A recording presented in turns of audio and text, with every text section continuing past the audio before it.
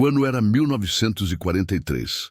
A Segunda Guerra Mundial atingia um ponto crítico e a guerra aérea no fronte ocidental se intensificava dramaticamente. As campanhas de bombardeio diurno da Força Aérea do Exército dos Estados Unidos, visando a infraestrutura industrial alemã, exigiam caças de escolta capazes de operar a longas distâncias e em grandes altitudes, enfrentando a formidável Luftwaffe em seu próprio território. Neste cenário de combate aéreo implacável, surgia um adversário que começava a desafiar as certezas da engenharia aeronáutica alemã. O P-47 Thunderbolt. A Luftwaffe, orgulhosa de sua engenharia de ponta e de seus caças ágeis como o Messerschmitt Bf-109 e o Focke-Wulf FW-190, muitas vezes via as aeronaves americanas como produtos de massa, robustos, mas carentes da elegância e da sofisticação técnica que eles próprios valorizavam.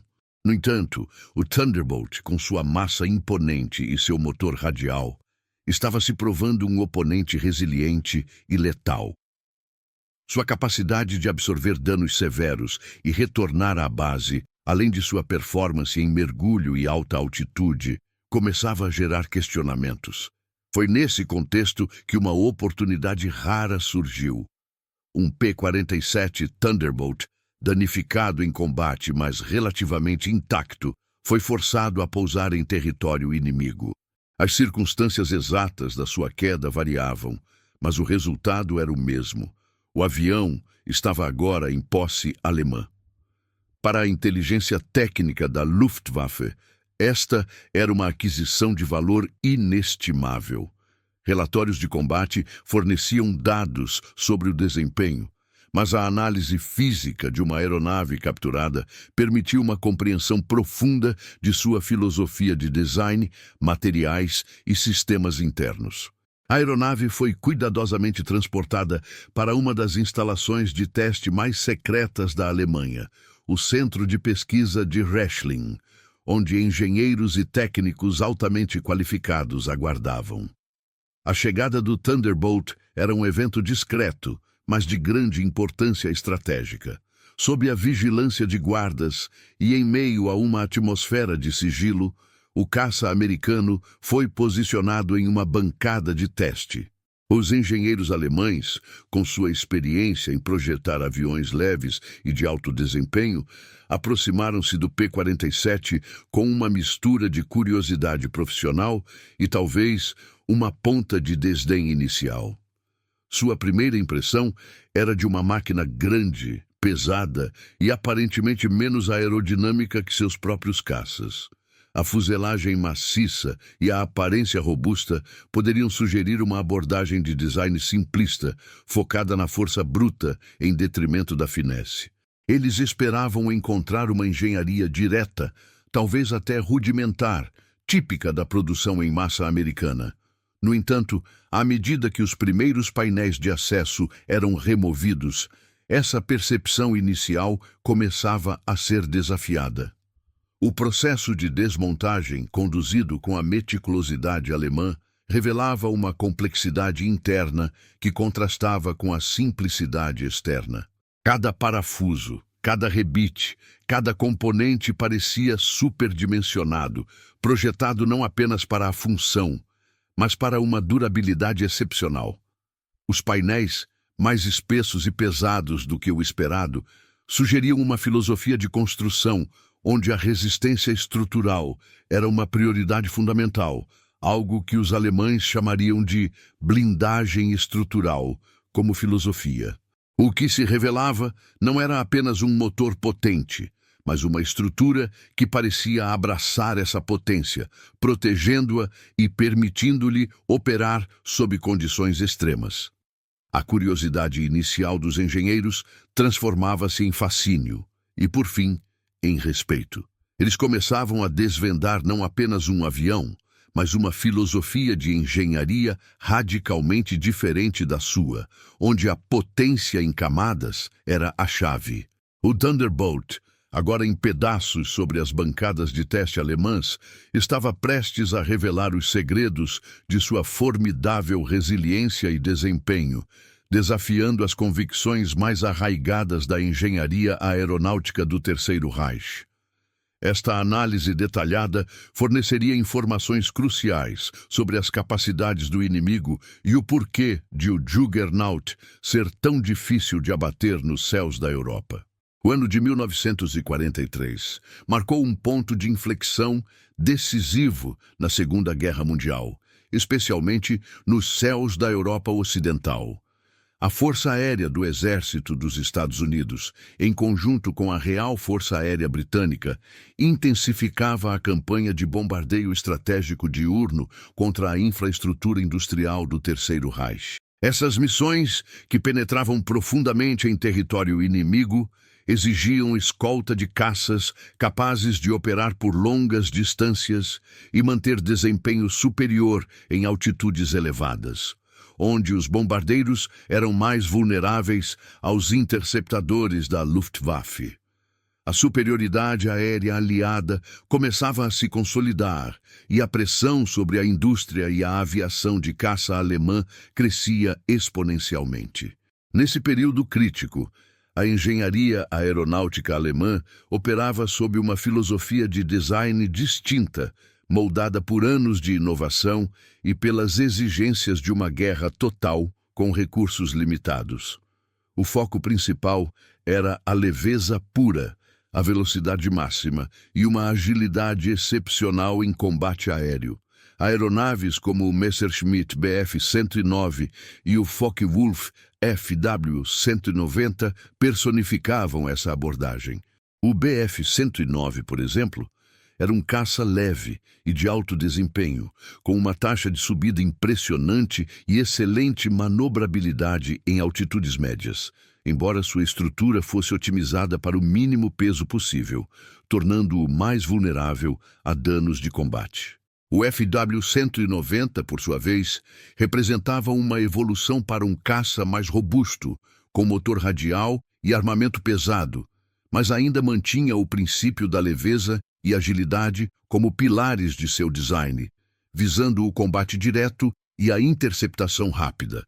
Essa mentalidade de design alemão priorizava a finesse aerodinâmica e a potência do motor em relação ao peso da estrutura, buscando a máxima performance para cada quilograma de aeronave.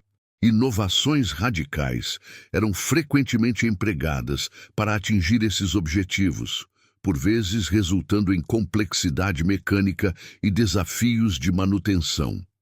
A engenharia alemã, acostumada a superar limitações de recursos através da superioridade tecnológica, tendia a ver as aeronaves americanas como produtos de massa, robustos sim, mas carentes da elegância e da sofisticação técnica que eles próprios valorizavam. Havia uma percepção inicial de que a simplicidade da produção em massa americana implicava uma engenharia menos refinada, focada mais na quantidade do que na qualidade intrínseca do design. No entanto, o que os engenheiros alemães estavam prestes a descobrir ao desmontar o P-47 Thunderbolt não era apenas um avião. Era a manifestação física de uma filosofia de engenharia radicalmente diferente, que desafiaria suas próprias convicções e preceitos de design. Enquanto a Alemanha buscava a leveza e a agilidade quase como um dogma, a engenharia americana, com acesso a vastos recursos industriais e matérias-primas, havia optado por uma abordagem que priorizava a potência domesticada e a robustez inabalável. O P-47 era a antítese do caça-leve alemão, uma máquina massiva, construída em torno de um motor colossal e uma estrutura projetada para absorver punição severa, garantindo a sobrevivência do piloto e o retorno à base. Essa diferença fundamental no ponto de partida do design, a leveza pura contra a potência e resiliência, seria o cerne das revelações que se seguiriam. Os engenheiros alemães, acostumados a desvendar os segredos de seus próprios projetos e dos caças inimigos mais leves, enfrentariam uma aeronave que, à primeira vista, parecia contradizer muitos de seus princípios. O Thunderbolt não era apenas um caça, Era uma declaração de uma capacidade industrial e de uma mentalidade de engenharia que valorizava a durabilidade e a capacidade de combate prolongado, mesmo sob as condições mais adversas. Esta análise aprofundada do P-47 forçaria uma reavaliação das estratégias de combate e da própria natureza da engenharia aeronáutica no contexto da guerra. Com a remoção dos primeiros painéis de acesso, a magnitude da engenharia americana começou a se revelar aos olhos dos engenheiros alemães. No coração do robusto P-47, Thunderbolt batia o motor Pratt & Whitney R2800 Double Wasp, uma usina de força que rapidamente se tornaria lendária. Este não era apenas um motor, era um testemunho da capacidade industrial e tecnológica dos Estados Unidos durante a Segunda Guerra Mundial. E sua análise detalhada forneceria informações cruciais sobre a resiliência e o desempenho do caça americano. O R-2800 era um motor radial de 18 cilindros, dispostos em duas fileiras de 9 cilindros cada, totalizando uma cilindrada de 800 polegadas cúbicas, aproximadamente 46 litros. Sua arquitetura radial, embora resultasse em uma área frontal maior que a de motores em linha, oferecia vantagens significativas em termos de simplicidade de resfriamento a ar e robustez estrutural. A primeira impressão dos engenheiros alemães era de uma máquina de proporções consideráveis, construída com uma solidez evidente em cada componente. A característica mais marcante do R-2800 era sua potência nominal, que superava consistentemente os 2.000 cavalos de força. As variantes iniciais, como o R-2821, já entregavam cerca de 2,00 HP. À medida que a guerra progredia e as necessidades de desempenho aumentavam, versões posteriores, como o R-2859 e o R-2863, foram desenvolvidas, atingindo potências de até 2,500 HP. Com a introdução de sistemas de injeção de água, metanol em modelos como o R-2873 e o R-2883, a potência podia ser brevemente elevada para impressionantes 800 cavalos de força em regimes de emergência. Para a época, e em comparação com a maioria dos motores de caça alemães, estes eram números colossais. A obtenção de tal potência era resultado de uma combinação de fatores de design. O grande deslocamento do motor permitia a combustão de uma vasta quantidade de combustível e ar. A construção de alta qualidade, com materiais resistentes, garantia a durabilidade sob as tensões extremas geradas por essa força. Além disso, o R-2800 era projetado para operar em conjunto com sistemas de superalimentação avançados, incluindo turbocompressores, que seriam explorados em detalhes posteriormente. Estes sistemas pressurizavam o ar de admissão, mantendo a densidade e, consequentemente, a potência do motor em altitudes elevadas, onde o ar rarefeito normalmente causaria uma perda significativa de desempenho. Para os engenheiros alemães, que frequentemente lutavam para extrair potências similares de seus próprios motores, a robustez e a potência do R-2800 eram uma revelação. Seus motores de ponta, como o Daimler-Benz DB605, um V12 invertido refrigerado a líquido, entregavam cerca de 475 cavalos de força em suas variantes padrão. Embora o DB605 fosse um motor compacto e aerodinamicamente eficiente, sua complexidade de resfriamento a líquido o tornava mais vulnerável a danos de combate e exigia manutenção mais intensiva. O BMW 801, um motor radial de 14 cilindros que equipava o Focke-Wulf FW190, era mais próximo em conceito ao R-2800, oferecendo cerca de 700 cavalos de força. Contudo, mesmo o 801 não alcançava a mesma magnitude de potência e, em muitas configurações, não dispunha da mesma capacidade de manutenção de potência em grandes altitudes sem sistemas adicionais. A filosofia alemã de design de motores, embora focada em inovação e alta performance, muitas vezes priorizava uma relação potência-peso otimizada e um perfil aerodinâmico reduzido, especialmente para motores em linha. Para alcançar picos de potência, frequentemente recorriam a sistemas complexos de injeção de água, metanol, MEAB50, ou óxido nitroso, GM1, que, embora eficazes, eram temporários, adicionavam complexidade e exigiam consumíveis adicionais. O R2800, por outro lado, entregava sua potência impressionante de forma mais intrínseca e constante, com uma ênfase na durabilidade e confiabilidade em combate prolongado. A robustez do R2800 não se limitava à sua potência. Sua construção maciça, com componentes superdimensionados, conferia-lhe uma resiliência extraordinária. Relatos de pilotos aliados frequentemente mencionavam a capacidade do Thunderbolt de retornar à base mesmo após sofrer danos severos no motor, uma característica que salvou inúmeras vidas e aeronaves. Esta confiabilidade era um fator estratégico crucial, permitindo que a Força Aérea do Zielpureneua mantivesse altas taxas de disponibilidade operacional e reduzisse as perdas em combate. A análise do R2800 revelava aos engenheiros alemães a base fundamental do desempenho do P-47. A potência do motor permitia ao Thunderbolt não apenas atingir velocidades elevadas e manter uma taxa de subida competitiva, mas também carregar uma carga de armamento excepcionalmente pesada, tipicamente 8 metralhadoras, 50 calibre, além de bombas e foguetes. Esta capacidade de carga, combinada com a robustez estrutural do avião, transformava o P-47 em um caça de escolta formidável em grandes altitudes e um devastador avião de ataque ao solo.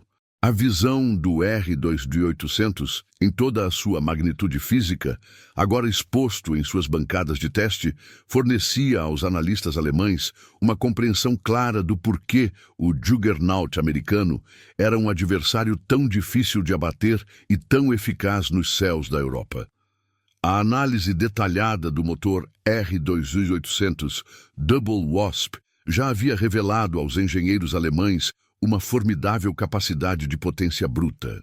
Contudo, a verdadeira inteligência de design do P-47 Thunderbolt não residia apenas na força de seu motor, mas na forma como essa potência era mantida e otimizada em todas as altitudes, especialmente nas mais elevadas. Essa capacidade era garantida por dois sistemas cruciais: o complexo sistema de turbocompressão e os radiadores integrados, que trabalhavam em conjunto para maximizar o desempenho. Ao prosseguir com a desmontagem, os técnicos alemães se depararam com uma característica que, à primeira vista, parecia desproporcional e surpreendente: o sistema de turbocompressão. Diferente de muitos caças alemães que utilizavam supercompressores mecânicos acionados diretamente pelo motor, o P-47 empregava um turbocompressor acionado pelos gases de escape. O que chocava os engenheiros era não apenas a presença, mas a escala e a complexidade dessa unidade. O turbocompressor, um modelo General Electric CH5, não estava localizado próximo ao motor, na frente da aeronave, mas sim na parte traseira da fuselagem, logo à frente do estabilizador vertical.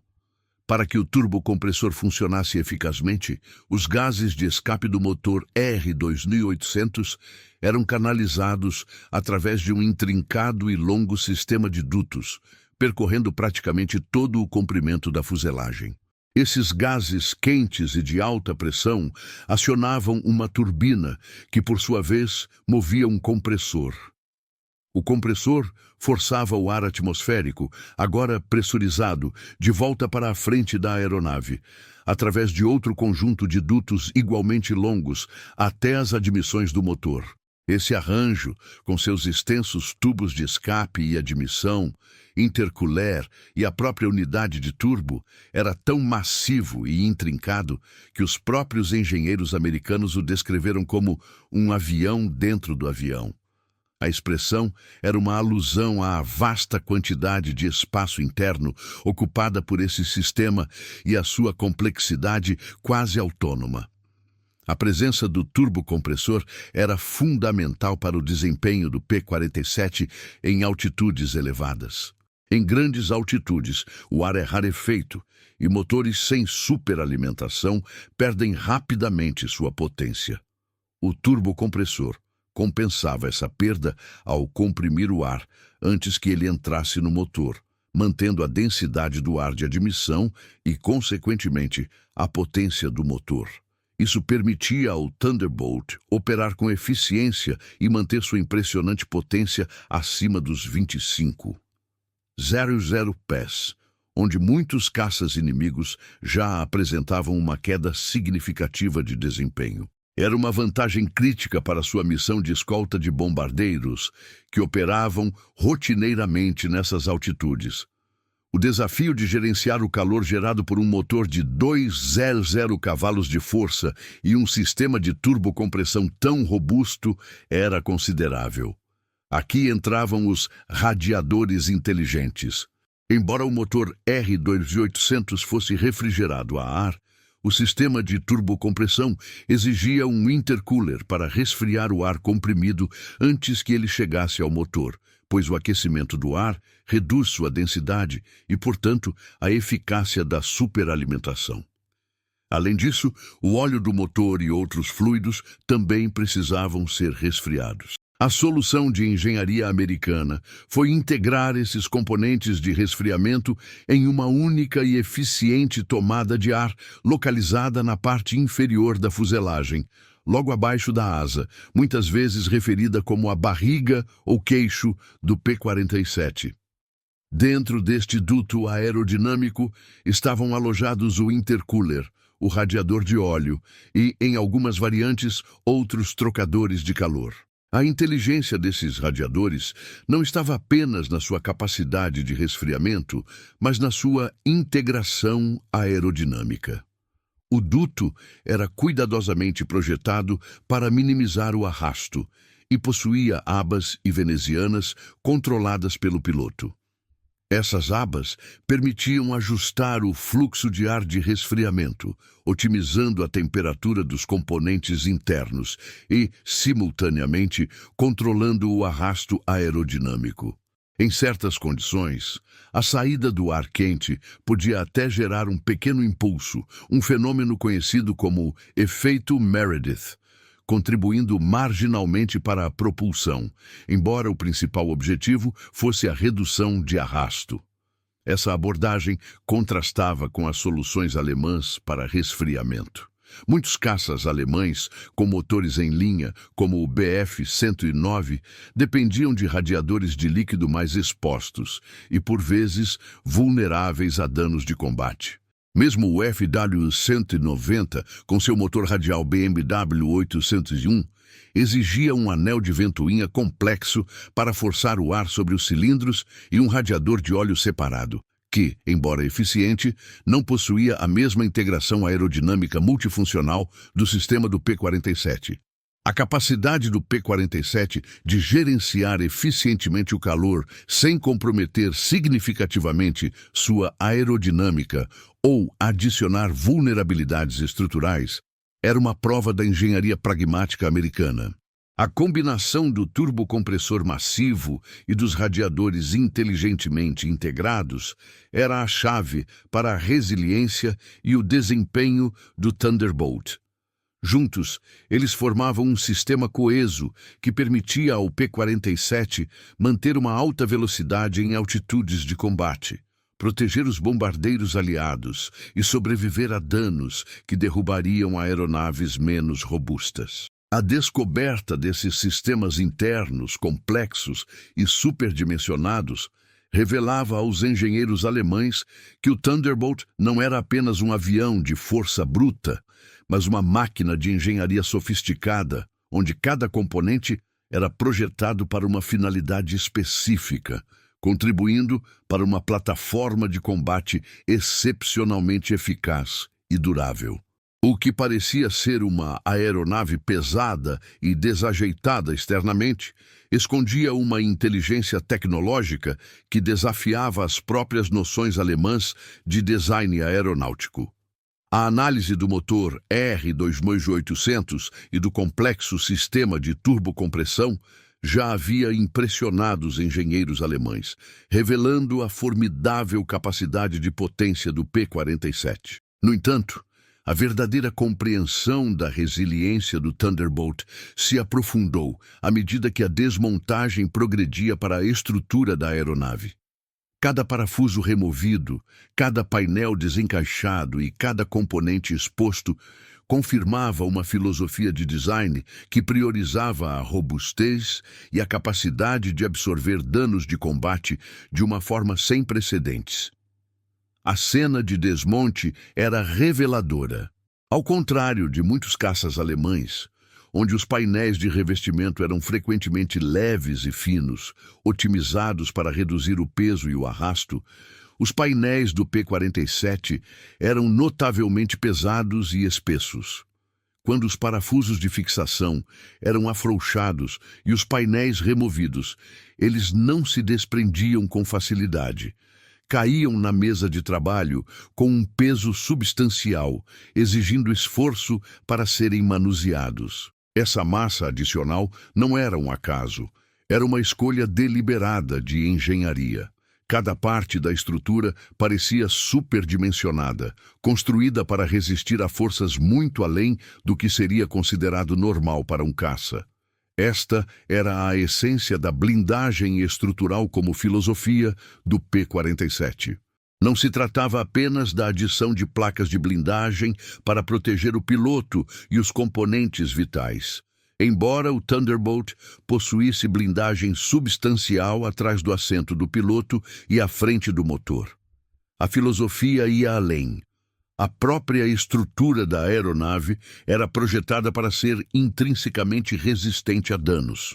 As longarinas das asas, as cavernas da fuselagem, os reforços internos e até mesmo os painéis de revestimento externo eram construídos com ligas de alumínio de alta resistência e em espessuras que excediam as práticas comuns da época.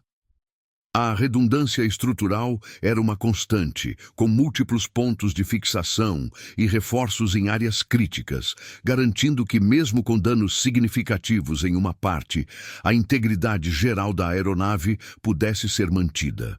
Os engenheiros alemães examinavam as seções da asa e da fuselagem, notando a densidade dos rebites e a solidez das juntas. As longarinas principais das asas, por exemplo, eram maciças, capazes de suportar não apenas as cargas aerodinâmicas extremas de manobras de combate e mergulhos de alta velocidade, mas também de resistir à fragmentação de projéteis e estilhaços de artilharia antiaérea.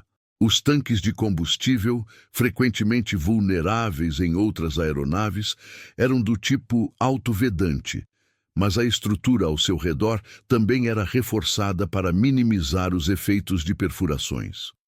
Os condutos de controle de voo, vitais para a pilotagem, eram frequentemente roteados de forma a serem protegidos pela estrutura ou duplicados em pontos críticos, aumentando as chances de que a aeronave permanecesse controlável mesmo após ser atingida. Essa abordagem contrastava acentuadamente com a filosofia de design predominante na Alemanha. Os projetistas alemães, sob a pressão de recursos limitados e a busca incessante por desempenho máximo, frequentemente priorizavam a leveza pura. Isso significava construir aeronaves com o mínimo de peso possível, utilizando estruturas mais esbeltas e painéis mais finos para otimizar a velocidade e a agilidade. Embora essa abordagem gerasse caças excepcionalmente ágeis e rápidos, como o Messerschmitt Bf-109, também os tornava mais vulneráveis a danos de combate. Um único impacto de projétil de grande calibre ou um estilhaço de flak poderia comprometer seriamente a estrutura de uma aeronave alemã, levando à perda de controle ou à desintegração em voo.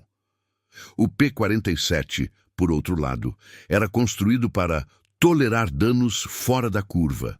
Relatos de pilotos aliados sobre Thunderbolts que retornavam à base com centenas de perfurações de balas, seções da asa ou do estabilizador vertical seriamente danificadas ou até mesmo com um cilindro do motor destruído eram comuns. Essa capacidade de absorver punição e continuar voando não era um milagre, mas o resultado direto dessa filosofia de blindagem estrutural. A aeronave foi projetada para ser um tanque voador, capaz de suportar o rigor do combate aéreo e do ataque ao solo, onde a exposição ao fogo inimigo era inevitável. Para os engenheiros alemães, essa descoberta foi um divisor de águas. Eles perceberam que a robustez do P-47 não era uma falha de design ou uma falta de refinamento aerodinâmico, mas uma característica intencional e estratégica. A decisão de construir uma aeronave tão pesada e resistente refletia uma prioridade diferente: garantir a sobrevivência do piloto e da aeronave em um ambiente de combate cada vez mais letal. Essa resiliência significava que, mesmo quando atingido, o Thunderbolt tinha uma alta probabilidade de continuar sua missão ou retornar à base, reduzindo as perdas de pilotos experientes e mantendo a força de combate aliada. A análise da estrutura do P-47 revelava, portanto, que cada componente, desde as longarinas até os painéis de revestimento, contribuía para a resistência geral da aeronave. Não era apenas blindagem no sentido de placas adicionais, mas a própria estrutura era projetada para absorver e resistir a danos extensos. Essa era uma prioridade fundamental que diferenciava o design americano da busca alemã por leveza extrema e explicava a notória durabilidade do Juggernaut nos céus da Europa. A análise interna do P-47 Thunderbolt, revelando seu motor maciço, o complexo sistema de turbocompressão e a robustez estrutural, expôs aos engenheiros alemães a essência de uma filosofia de design radicalmente diferente da sua. Essa diferença fundamental pode ser resumida no contraste entre a leveza pura que guiava a engenharia aeronáutica alemã e a potência domesticada que definia o caça americano.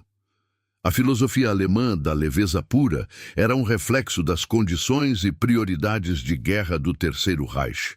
Com recursos limitados e uma ênfase inicial na Blitzkrieg, a Luftwaffe necessitava de aeronaves ágeis, rápidas e eficientes para missões de superioridade aérea e apoio tático. Caças como o Messerschmitt Bf-109 e o Focke-Wulf FW-190 eram projetados para serem o mais leves possível, otimizando a relação potência-peso para alcançar altas taxas de subida, excelente manobrabilidade e velocidades de pico impressionantes. O Bf-109, por exemplo, era uma máquina esguia, com uma estrutura mínima e um motor em linha compacto, que lhe conferia uma agilidade notável em combate aéreo de curta duração. Mesmo o FW-190, mais robusto e com motor radial, ainda buscava a otimização de peso para manter sua performance e agilidade. Essa abordagem visava vitórias rápidas no combate aéreo, com a expectativa de que um piloto habilidoso pudesse evitar os danos que a estrutura mais leve não suportaria. A busca pela leveza, no entanto, frequentemente vinha com o custo de uma maior vulnerabilidade a danos de combate e, em alguns casos, menor alcance ou complexidade de manutenção para extrair o máximo de desempenho de motores mais compactos. Em contraste, o P-47 Thunderbolt representava a filosofia da potência domesticada. Esta abordagem não se opunha à potência, mas a integrava em uma plataforma que priorizava a robustez, a resiliência e a capacidade de combate prolongado. O motor Pratt & Whitney R2800, com seus mais de 2,5 cavalos de força, era o coração dessa filosofia, mas era a estrutura que o envolvia que o tornava verdadeiramente domesticado. A massa do Thunderbolt não era um subproduto indesejado, mas uma característica intencional. Cada componente, desde as longarinas das asas até os painéis da fuselagem, era construído para ser superdimensionado, proporcionando uma blindagem estrutural que permitia à aeronave absorver danos severos e continuar voando. O peso adicional era o custo da durabilidade e da capacidade de carga. 8 metralhadoras, 50 calibre, além de bombas e foguetes, transformando o P-47 em uma plataforma de combate incrivelmente estável e versátil. As implicações dessas duas abordagens eram profundas no campo de batalha. Os caças alemães, apesar de sua agilidade e velocidade iniciais, eram frequentemente mais frágeis. Um único impacto de um projétil de 50 calibre poderia desativar um motor refrigerado a líquido ou comprometer criticamente a estrutura de uma asa ou fuselagem leve.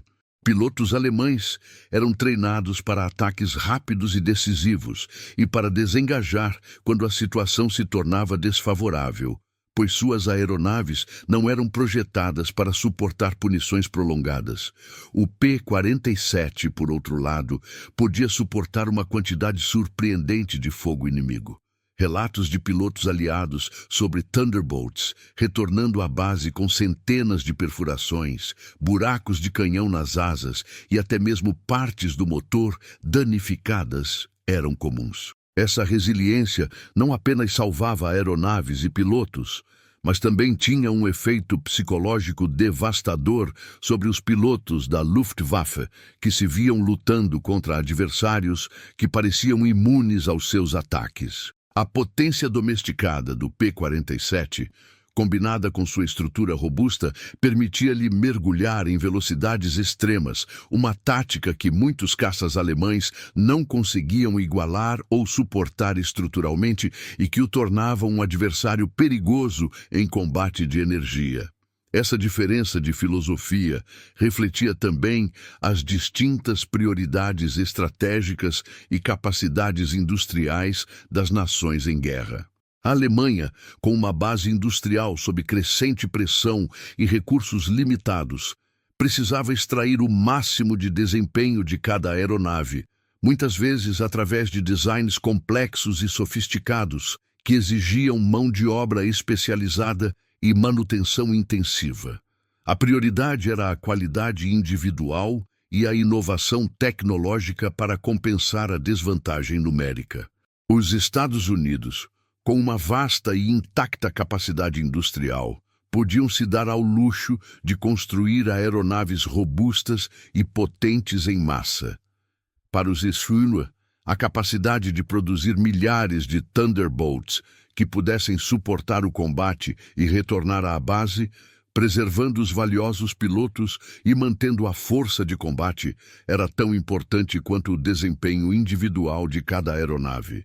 A potência domesticada do P-47 era, portanto, uma manifestação da capacidade industrial americana de produzir durabilidade e confiabilidade em escala, uma estratégia que provou ser decisiva na guerra de atrito que se desenrolava nos céus da Europa. A análise do P-47 nas bancadas de teste alemãs revelou que a aparente simplicidade da produção americana escondia uma engenharia profundamente pragmática e eficaz. O Thunderbolt não era um caça de leveza pura, mas uma máquina pesada e poderosa, projetada para absorver o castigo do combate e garantir que a Força Aérea Aliada pudesse sustentar suas operações de bombardeio de longo alcance. Essa compreensão forçou os engenheiros alemães a reavaliar suas próprias convicções e a reconhecer a eficácia de uma abordagem de design que, embora diferente da sua, era inegavelmente superior em termos de resiliência e capacidade de sobrevivência em um ambiente de combate cada vez mais brutal.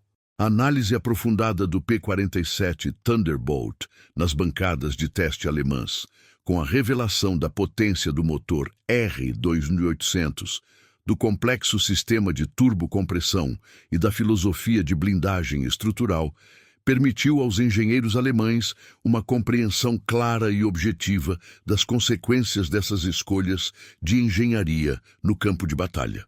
As características, que pareciam excessivas ou desajeitadas em uma inspeção estática, traduziam-se em vantagens críticas de desempenho e resiliência em combate, especialmente em altitudes elevadas. A combinação do motor Pratt & Whitney R2800 Double Wasp e seu turbocompressor General Electric CH5 conferia ao P-47 uma capacidade de desempenho inigualável em altitudes críticas.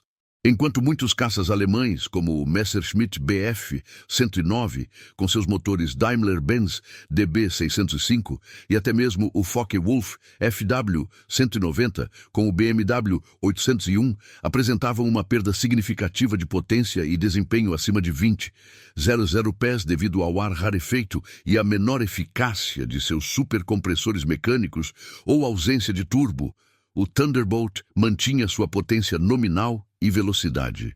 O turbocompressor, posicionado na parte traseira da fuselagem, pressurizava o ar de admissão de forma eficiente, garantindo que o R2800 operasse com força máxima mesmo a 25,00 ou 30,0 pés. Essa capacidade permitia ao P-47 escoltar os bombardeiros aliados como o B-17 Flying Fortress e o B-24 Liberator, que frequentemente operavam nessas altitudes, oferecendo-lhes proteção vital contra os interceptadores da Luftwaffe. A velocidade do P-47 em altitudes de combate era competitiva, e sua capacidade de mergulho, devido à sua massa e estrutura robusta, era lendária, permitindo-lhe escapar de engajamentos desfavoráveis com facilidade, um feito que caças mais leves não podiam replicar sem risco de sobrecarga estrutural. A segunda grande consequência em combate era a notável resiliência do P-47. A blindagem estrutural como filosofia e a construção superdimensionada, que tanto impressionaram os engenheiros alemães durante a desmontagem, traduziam-se em uma capacidade de sobrevivência sem precedentes. O P-47 foi projetado para tolerar danos fora da curva, uma característica que se tornou um diferencial crucial em uma guerra de atrito. Relatos de pilotos aliados eram abundantes, descrevendo Thunderbolts que retornavam à base com as asas perfuradas por dezenas de projéteis de metralhadora.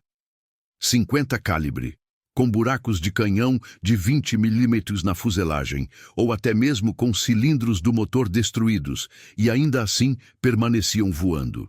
A robustez das longarinas, a espessura dos painéis de revestimento e a redundância dos sistemas de controle de voo significavam que impactos que derrubariam outros caças eram frequentemente absorvidos pelo P-47 sem perda catastrófica de controle ou integridade estrutural.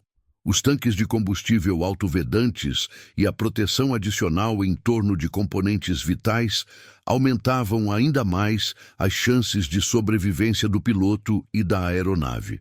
Essa durabilidade era um fator estratégico de peso, pois permitia que pilotos experientes, um recurso insubstituível, retornassem para lutar outro dia, enquanto a Luftwaffe perdia pilotos e aeronaves em taxas insustentáveis. A compreensão alemã desses fatores foi gradual, mas impactante. Inicialmente, os pilotos da Luftwaffe relataram que o Juggernaut americano era extraordinariamente difícil de abater. Muitos projéteis que normalmente seriam decisivos contra um Bf-109 ou FD-190 pareciam ter pouco efeito contra o Thunderbolt.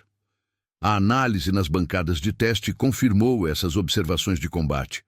Os engenheiros alemães puderam correlacionar a robustez dos materiais, a espessura dos painéis e a engenharia redundante com a capacidade do P-47 de absorver uma quantidade surpreendente de fogo. Eles compreenderam que a aeronave não era apenas pesada, mas pesada por design, com cada grama adicional contribuindo para uma plataforma de combate que priorizava a sobrevivência em um ambiente de combate cada vez mais letal. A eficácia do turbocompressor e a capacidade de manutenção de potência em altitude também foram confirmadas. Os engenheiros alemães, que lutavam para desenvolver sistemas de superalimentação eficazes para seus próprios caças de alta altitude, como o Ta-152, perceberam que o P-47 já havia dominado essa tecnologia. Essa constatação explicava por que os caças americanos eram tão eficazes na escolta de bombardeiros em altitudes elevadas, onde os interceptadores alemães tinham dificuldade em alcançar ou manobrar. A análise do Thunderbolt não apenas revelou os segredos de sua engenharia, mas também validou as experiências dos pilotos da Luftwaffe, explicando por que o P-47 era um adversário tão tenaz e por que a estratégia aliada de bombardeio diurno estava se tornando cada vez mais eficaz. A aeronave não era apenas uma máquina de combate, mas uma declaração da capacidade industrial e da filosofia de design que priorizava a durabilidade e a capacidade de combate prolongado, mesmo sob as condições mais adversas. A análise meticulosa do P-47 Thunderbolt nas bancadas de teste alemãs chegou à sua conclusão, e o que os engenheiros do Reich haviam desvendado ia muito além da simples soma de suas partes. A aeronave não era apenas um caça, era um testemunho da capacidade industrial americana, da engenharia pragmática e de uma filosofia de design que priorizava a potência e a resiliência em um pacote massivo e eficaz. Desmontado, o P-47 continuava impondo respeito. As lições aprendidas pelos engenheiros alemães foram profundas e multifacetadas. Eles haviam compreendido que a massa do Thunderbolt, inicialmente vista com certo ceticismo, não era uma falha de design, mas uma característica deliberada e fundamental. O motor Pratt & Whitney R2800 Double Wasp, com seus mais de 2,0 cavalos de força, representava uma capacidade de potência bruta que poucos motores alemães podiam igualar de forma consistente e confiável em combate. A robustez desse motor, com seus componentes superdimensionados, prometia uma durabilidade e uma tolerância a danos que eram raras. Essa potência bruta era complementada por um sistema de turbocompressão General Electric CH5, complexo e maciço, que se estendia por toda a fuselagem. Este avião dentro do avião garantia que a potência do R2800 fosse mantida em altitudes elevadas, onde o ar rarefeito normalmente sufocaria motores menos equipados. Os radiadores integrados, inteligentemente projetados para otimizar o resfriamento e minimizar o arrasto, demonstravam uma abordagem pragmática para a eficiência aerodinâmica, priorizando a funcionalidade sobre a leveza extrema. O aspecto mais revelador, talvez, foi a blindagem estrutural como filosofia. Cada longarina, cada caverna, cada painel de revestimento do P-47 era construído com uma solidez que excedia as práticas alemãs de design. Essa estrutura robusta, que fazia os painéis pesados caírem na mesa durante a desmontagem, conferia à aeronave uma capacidade inigualável de absorver danos de combate. Não se tratava apenas de blindagem adicional para o piloto, mas de uma resiliência intrínseca que permitia ao Thunderbolt tolerar danos fora da curva, uma característica que salvava não apenas a aeronave, mas crucialmente a vida de seus pilotos experientes. Essa potência em camadas, a combinação de um motor colossal, um sistema de turbocompressão eficiente e uma estrutura quase indestrutível, Era a essência do design do P-47. Ela contrastava diretamente com a filosofia alemã da leveza pura, que buscava a máxima agilidade e velocidade através da minimização do peso. Enquanto os caças alemães eram otimizados para ataques rápidos e decisivos, o Thunderbolt era uma máquina construída para suportar o rigor do combate prolongado, para escoltar bombardeiros por longas distâncias e para retornar à base após absorver punições severas. O legado do Thunderbolt desmontado influenciou profundamente as análises de inteligência alemãs. A compreensão das capacidades aliadas foi reavaliada. Não se tratava apenas de números de produção, mas da qualidade da engenharia que permitia aos aviões americanos permanecerem no ar e aos pilotos sobreviverem. A robustez do P-47 explicava por que os pilotos da Luftwaffe frequentemente relatavam a dificuldade em abater esses caças, mesmo com múltiplos impactos. Isso forçou os estrategistas alemães a considerar não apenas a velocidade e a agilidade de seus próprios caças, mas também sua vulnerabilidade comparativa e a necessidade de desenvolver táticas e armamentos mais eficazes contra adversários tão resilientes. A análise do P-47 também ofereceu insights sobre a capacidade industrial dos Estados Unidos. A habilidade de produzir em massa uma aeronave com tal nível de potência e robustez, utilizando materiais de alta qualidade e processos de fabricação eficientes, era um testemunho da vasta base industrial americana. Para os alemães, que enfrentavam crescentes desafios de produção e escassez de recursos, essa capacidade de potência domesticada em escala era uma demonstração da formidável força do inimigo. Mesmo em pedaços sobre as bancadas de teste, o P-47 Thunderbolt revelou a engenharia por trás de sua formidável reputação. Ele não era um caça elegante ou leve, mas uma máquina de combate implacável, projetada para a sobrevivência e a eficácia em um cenário de guerra de atrito. Sua desmontagem não diminuiu seu status, mas sim o elevou, pois expôs a inteligência e o pragmatismo de um design que priorizava a durabilidade e a capacidade de combate prolongado.